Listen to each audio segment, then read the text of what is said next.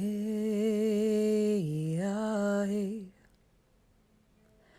Hey, ah, hey.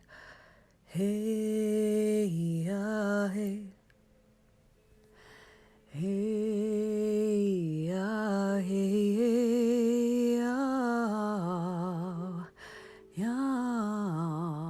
yeah, hey, hey, ah, hey. Hey, ah, hey.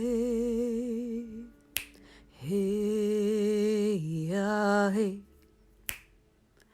Hey, ah, hey, yeah, yeah, yeah,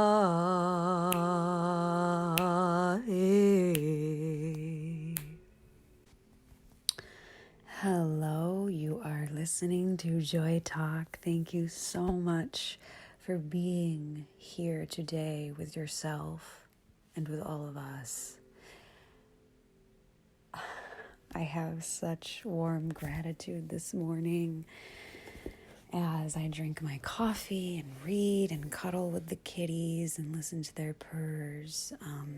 And I feel that I want to share all of it with you and talk at the most comfortable voice. Oh, it's so funny. But what is funny, Jocelyn? Everything is funny, Jocelyn. And isn't that funny? Having a conversation with yourself? It's funny to people who think it's crazy because people who talk to themselves are the ones having a grand old time.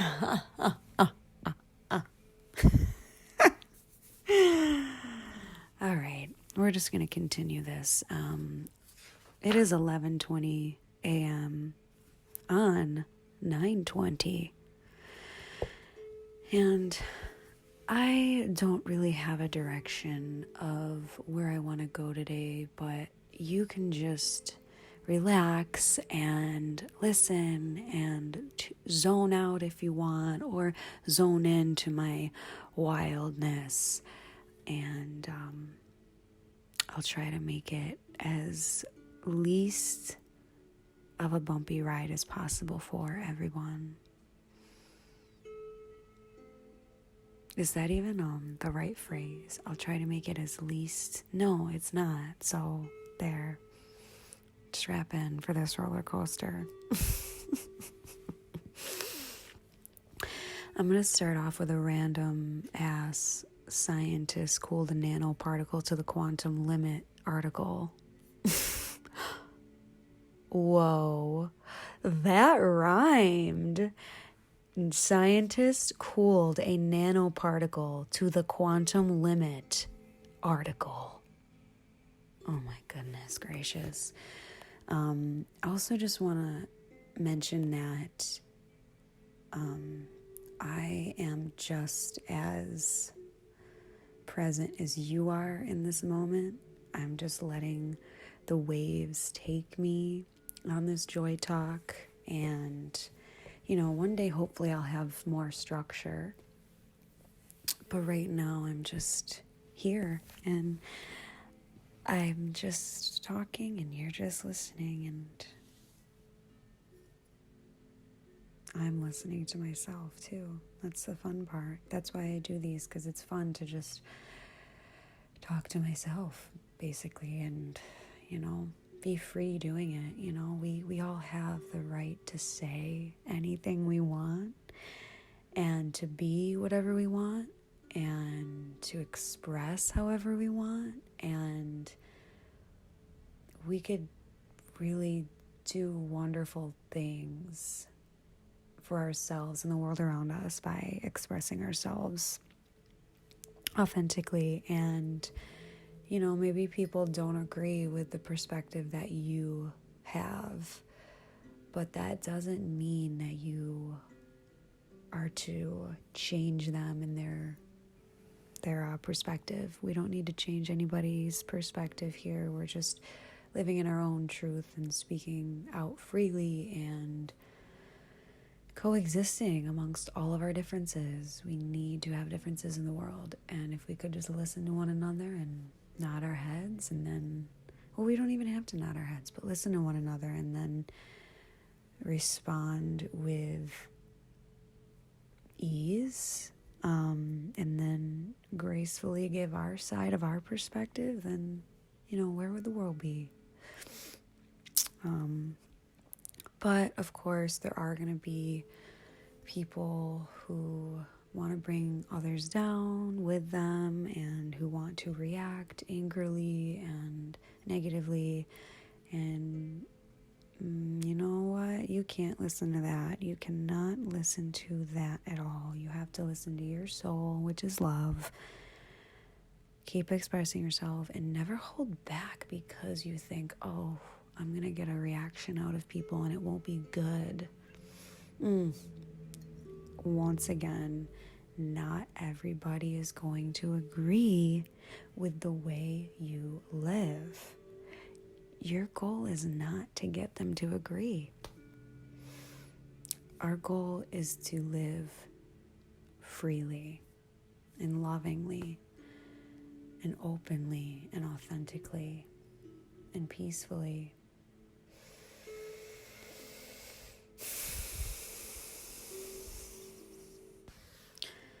Okay, so I'm on sciencenews.org and just randomly picking articles, and I thought it was appropriate to talk about the wildfires that are happening out west in the United States. God bless everybody who is being affected by them, and God bless Mother Earth herself. I pray that we can get through this and we can come out very much healthier than where those fires are at now. Okay, the article is called What We Know and Don't Know About Wildfire Smoke's Health Risks by Amy Cunningham and Maria Temming. Acid smoke continues to pollute skies in the western United States. On some recent days, the air quality in Portland, Seattle, San Francisco, and Los Angeles has been so hazardous it's ranked among the worst in the world. It's hard to predict when the smoke will fully clear, and with some parts of the West having faced a week or more of extremely polluted air, the unusual, sustained nature of the assault is increasing worries about people's health. There's plenty of evidence that air pollution, a broad category that includes soot, smog, and other pollutants from sources such as traffic, industry, and fires, can harm health. The list of medical ailments associated with exposure to dirty air includes respiratory diseases, cardiovascular disease, and diabetes. Most of what's known about the hazards of wildfire smoke has to do with particulate matter, the tiny bits of solids and liquids in polluted air. Wildfires are especially good at producing particles in a size range that can be dangerous to health. It isn't clear yet if what fuels wildfire smoke, be it vegetation, a mix of trees and structures, or other human-made sources, affects the toxicity of particulate matter. A growing body of evidence points to a range of risks to health during or soon after wildfires, such as increased trips to the emergency room for chronic lung conditions. But there are many more questions than answers about the long-term risks for people struggling to cope with day upon day of polluted air and facing longer and fiercer fire seasons each year due to climate change. What's in wildfire smoke?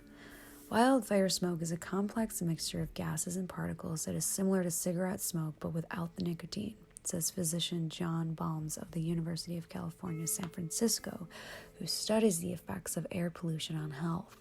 It has the same kind of mixture of nasty small particles and irritant gases. The precise chemical makeup of the smoke varies by fire. It depends on the type of fuel burned, including structures, intensity of the fire, atmospheric mixing, and distance or age of smoke, says Tanya Bush, a Saxon who studies public health effects of wildfire smoke at the University of Washington in Seattle.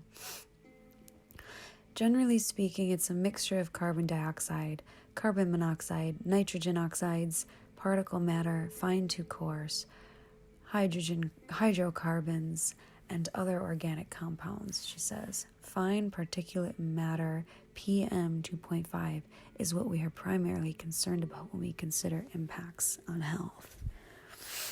Those particles are 2.5 micrometers across or smaller, or about 1/30th the width of a human hair. Oh my God. Common and air pollution produced not only by wildfires but also by power plants and cars. These particles are so tiny that they can be inhaled deeply into the lungs. There, they can trigger inflammation and possibly seep into the bloodstream. Wow. So these little PM 2.5 particles are not good, and they are being seen in the wildfires. Smoke. That's what's in them. Can you see how much PM 2.5 is in the air? No, these particles are so tiny and difficult to see that even if the air seems clear, PM 2.5 could be at levels that are dangerous, says Perry Heistad, an environmental epidemiologist at Oregon State. In the United States, the most reliable gauge of PM 2.5 is the Air Quality Index, or AQI, which is based on data from air quality monitoring stations that measure the concentrations of pollutants in the air. The U.S. Environmental Protection Agency developed the index to grade levels of common air pollutants such as ozone, PM 2.5, and carbon monoxide.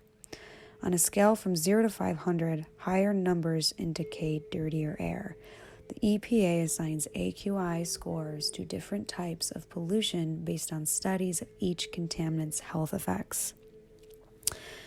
The EPA considers scores up to 100, indicating an average 35.4 micrograms of particulate matter per cubic meter of air over 24 hours.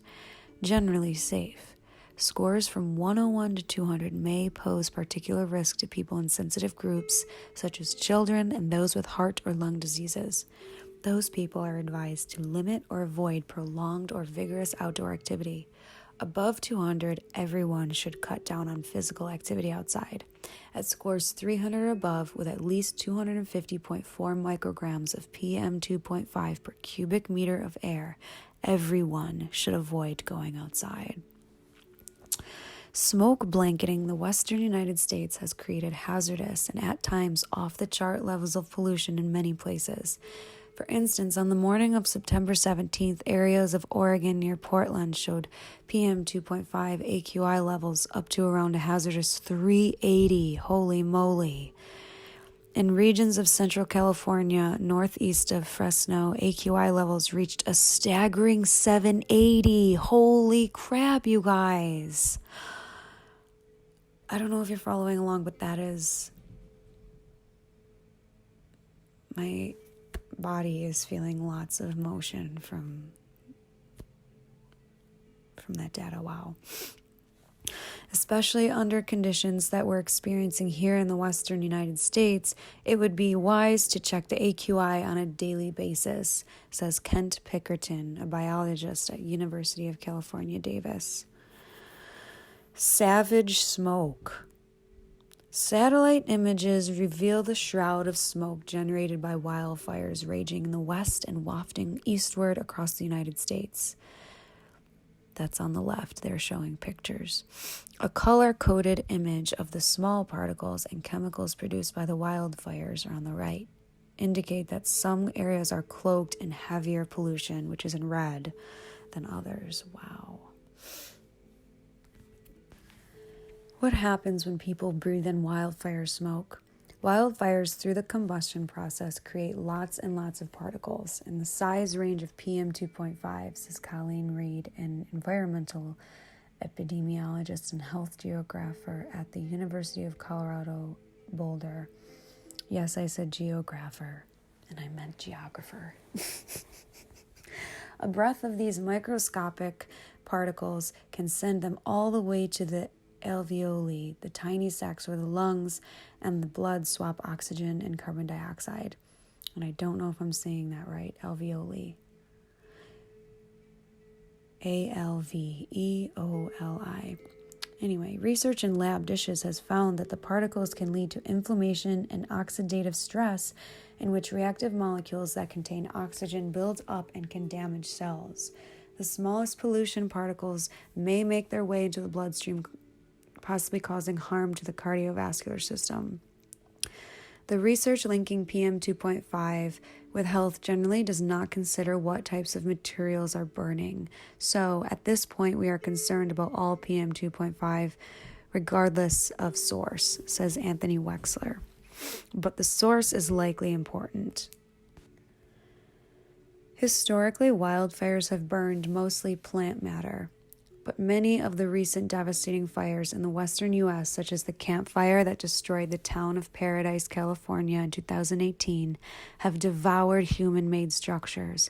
Houses have paint and solvents and plastics and all this other terrible stuff going up in smoke too, which may be increasing the toxicity of the material that's being emitted, says Wexler. He is currently preparing an experiment to compare the toxicity of the smoke from burnt household materials with that from woody materials. The impact of extended exposure to wildfire smoke also needs more research. Wildfires put a lot of pollution into the air, more than what's generally produced from industrial and traffic sources, Reed says, but it's often for a short period of time. What's going on right now in Oregon and Washington and California, where they've had essentially a week of very unhealthy levels of air pollution, is less common, she says. What are the immediate health risks from wildfire smoke? Breathing in smoky air can irritate the respiratory tract, leading to coughing, sore throats, and itchy, watery eyes. The foul air can cause headaches and fatigue. Hospital visits for lung care go up during wildfires compared to periods without them, according to studies of emergency department traffic. For instance, an increase in PM2.5 exposure related to wildlife in Northern California in 2008 was associated with an increase in risk for emergency department visits and hospitalizations for asthma. The 2012 wildfires in Colorado were linked to a rise in emergency departments visits for asthma and chronic obstructive pulmonary disease. There's some evidence of increased trips to the hospital for cardiovascular health problems during wildfires as well. Medical visits for kids go up during wildfires too. During the 2007 Lilac Fire in San Diego County, visits for respiratory problems to a children's hospital rose due to increased exposure to PM2.5. According to the 2020 studies. Children, especially the very young and those with diseases like asthma, can be more vulnerable to health effects from wildfires. They breathe more air per minute compared to adults to meet their physiological needs. That's really interesting. That can add up to more exposure, and developing lungs are more susceptible to injury. A developing fetus may also be at risk from exposure to PM2.5.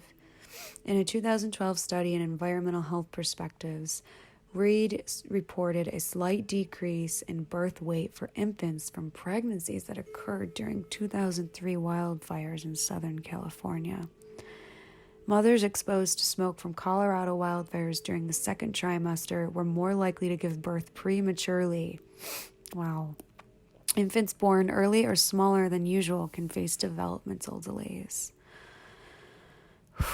It's a lot. It's so awful and sad what these wildfires do to people.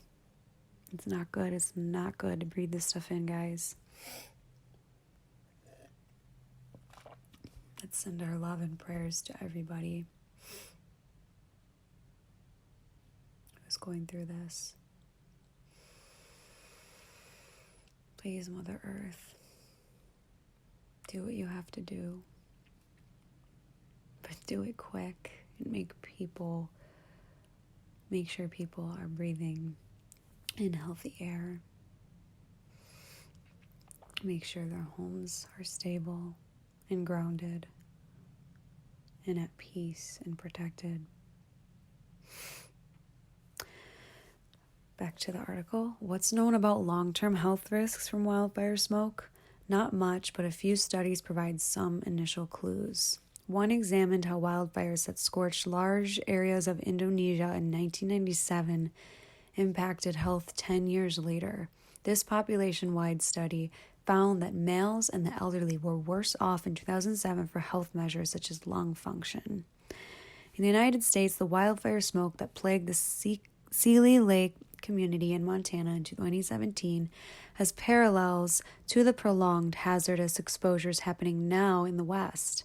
The wildfires produced extremely high levels of PM2.5 from July 31st to September 18th that year. The daily average was 221 micrograms per cubic meter of air. Again, that's above the normal amount of micrograms that people should be breathing in. They say earlier in the article said past 100 is not safe to really be outside. Christopher Migliacco, a respiratory immunology researcher at the University of Montana, Missoula, and his colleagues screened adults in the community right after the last day of increased smoke and 2 more times in each of the following 2 years. Let's see. I'm just trying to look back at the micrograms amount.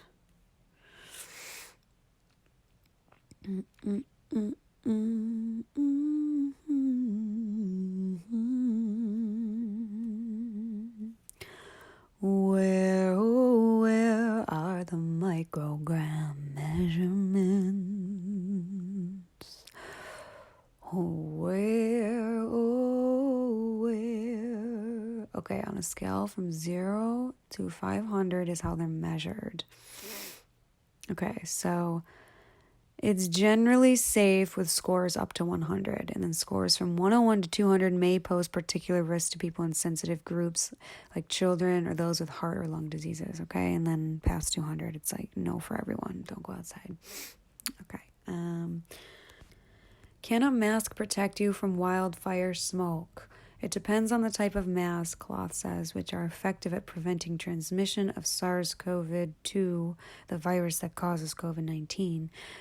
Don't do anything to protect the wearer from exposure to wildfire smoke. So those do not help. Cloth masks do not help with wildfire smoke protection. Surgical masks provide some protection, but an N95 is the best protection. N95 masks are designed to filter out at least 95% of airborne particles. But N95 masks are in short supply, and those masks have not been certified for use by children as they don't fit properly. So the best protection is to avoid exposure. You guys, avoid exposure. People should stay indoors as much as possible with the windows closed. I know that is hard for people,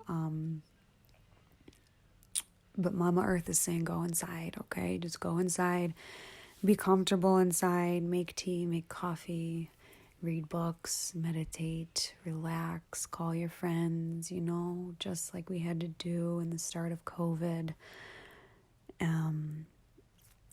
You gotta be safe, okay? How can people keep indoor air clean? If they have central ventilation, they should turn that to recirculation. That can reduce the amount of smoke that enters the home. People can also use a high-efficiency particulate air or HEPA purifier to smoke-proof a single room. And those who cannot afford HEPA cleaner can put together a makeshift purifier using a MERV 13 furnace filter and a box fan.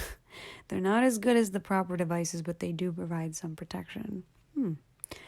People hunkered down indoors can also keep the air clean by not burning gas stoves or candles or even vacuuming, which can stir up particles inside the home. Whoa, I didn't know that. I have a candle lit right now. Pumpkin spice. Shit. I didn't know that, guys.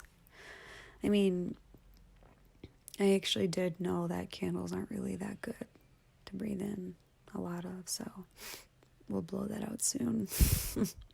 But some people don't have a home to escape to. King County in Washington announced on September 11th the opening of a clean air shelter for people experiencing homelessness. That's good.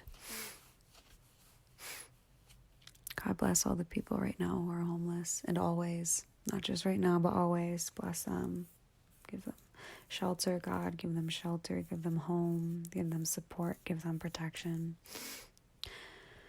The toll that the wildfires have on mental health could also be significant.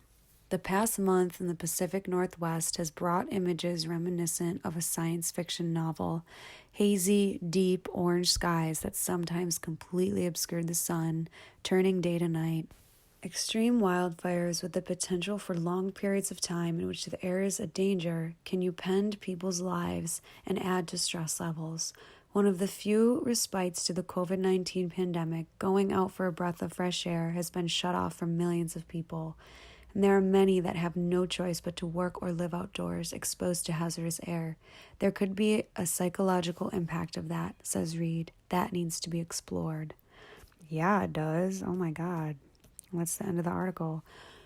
I mean, I can explore that for you. Holy crap. Like, you're inside all day and you just need fresh air, you need to get out. It's really going to play a role and a toll on your mental health. And then if you're working outside in those hazardous environments and you're breathing that in and you are scared that you're going to get sick, like just like COVID, it's really similar. It's really similar. The world is going through hard times, and I pray for everybody. And just keep the faith and peace as best as we can, and do what's best for ourselves at the end of the day. Don't go into situations when it doesn't feel right. Don't force yourself to do things if you're worried or fearful. Do what you feel best doing all the time. And sometimes it's hard to listen to that, but all the kitties are meowing. Except for me to open the door. Hang on.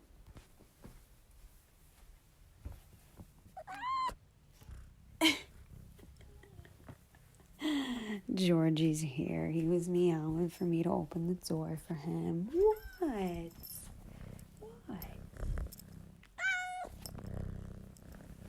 Aww. He just wants some love, that's all.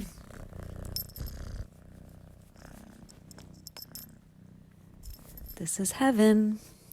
If you're wondering, if you want to join heaven, adopt a kitten. That's all I gotta say. It's peaceful. It's relaxing. They're gentle. Aww, he just plopped down in my lap right now.